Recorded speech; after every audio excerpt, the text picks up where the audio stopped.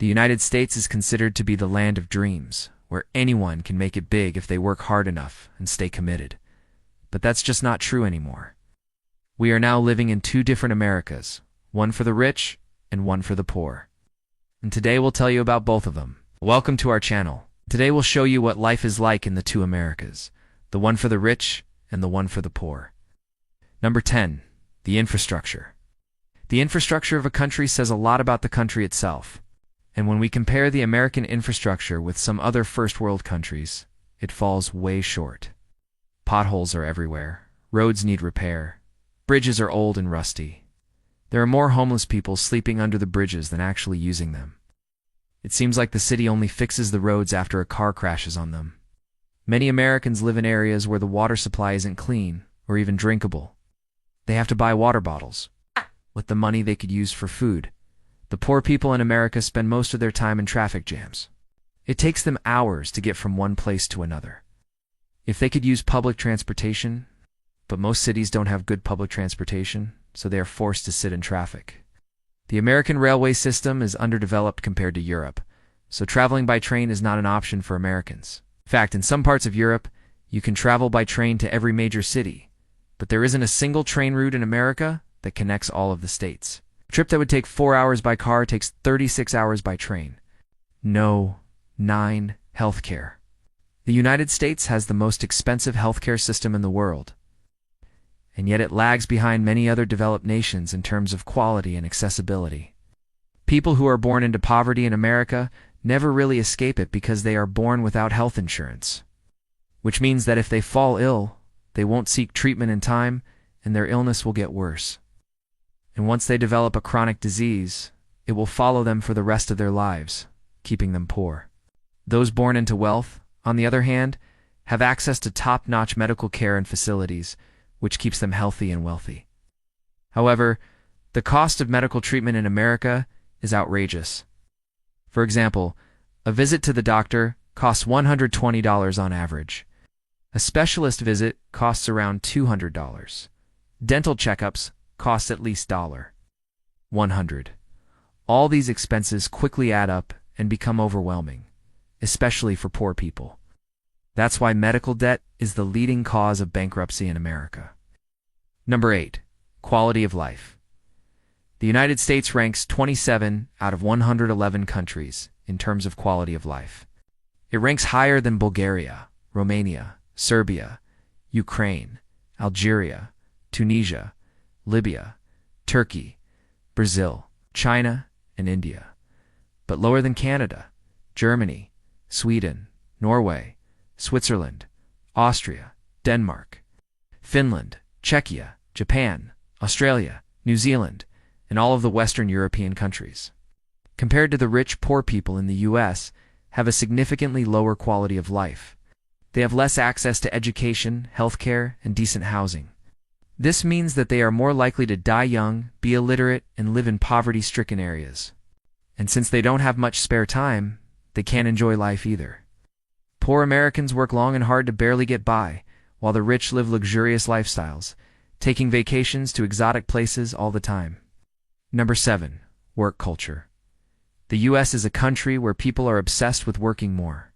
It doesn't matter if it's the weekend or a holiday, Americans always think about work. This attitude is drilled into them ever since they start school. You see, the education system in the U.S. is designed in a way that encourages students to compete with each other. From the moment they start school, they are taught that only a few of them will succeed in life, and most will end up working dead-end jobs. This creates a huge pressure cooker effect where everyone is trying to outperform the other person. But in reality, most of these people are just cogs in the machine, replaceable parts of the system. Although they do essential work, they never receive recognition for it. On the other hand, those born into wealth usually pursue white-collar careers, such as law, finance, or politics. These careers may not be physically demanding, but they often require long hours of brain work. So in the end, it doesn't really matter whether someone works in a factory or an office, because in both cases, the work-life balance is non-existent. No. 6. Education. As we've already mentioned, the education system in America is highly competitive.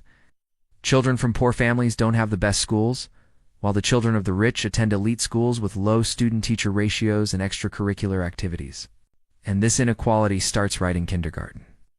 Teachers in low-income areas receive lower salaries and work in dilapidated buildings. Some schools in poor areas don't even have libraries or computers, while schools in wealthier areas offer everything their students might need to succeed in life, sometimes too much.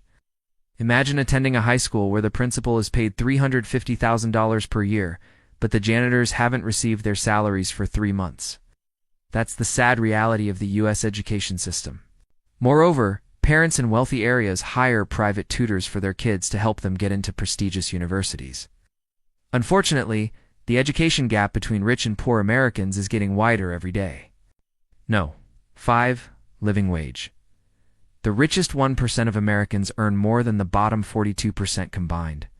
In other words, the top 1% of earners in the U.S. make more than all of the people making less than $61,000 per year. Meanwhile, the minimum wage in the U.S. is still $7.25 per hour. Although 5 states have increased their minimum wages to $15, of course, those working for minimum wage still can't afford basic necessities. That's why 16 states offer tax credits to people who work full-time for minimum wage so they can qualify for health insurance. As you can see, the situation in the United States is dire. Although it used to be considered the land of opportunity, it has become a place where success depends entirely on circumstances of birth. And the sad part is that nothing is being done to change that. 4. Personal debt. The average American household carries a debt load of $131,724. This includes mortgages, student loans, auto loans, and credit card debt.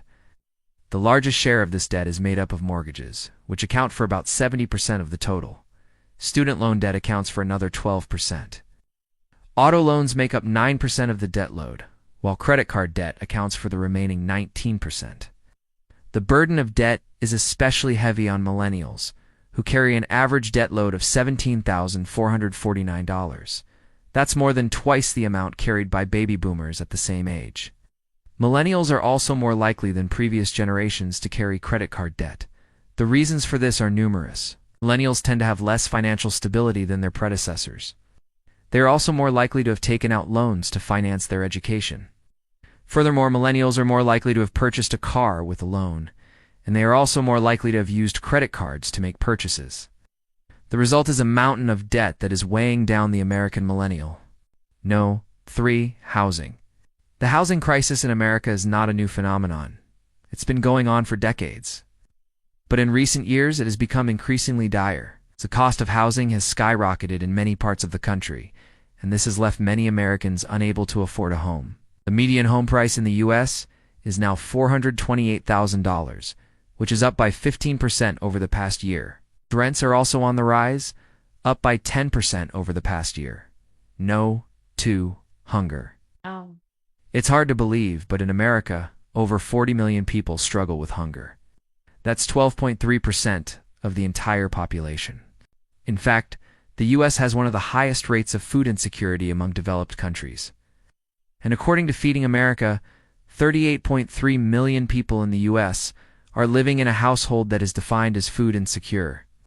Food insecurity refers to the state of being without reliable access to a sufficient quantity of affordable, nutritious food. But it doesn't mean that these people are necessarily homeless or living in poverty. Sometimes a sudden job loss or an unexpected medical expense can push a family into food insecurity. 1. Poverty rate. According to the U.S. Census Bureau, as of February 2022, the poverty rate in the U.S. was 12.8%, meaning that almost 13% of Americans live below the poverty line. To be more precise, a family of 3 needs to earn at least $21,310 per year to be above the poverty line. Anything less than that makes them poor. So imagine being in a country where the minimum wage is $7.25 per hour, and inflation is 8.5%. Now let's assume that someone is working a full-time job at the minimum wage, 40 hours per week, 52 weeks per year.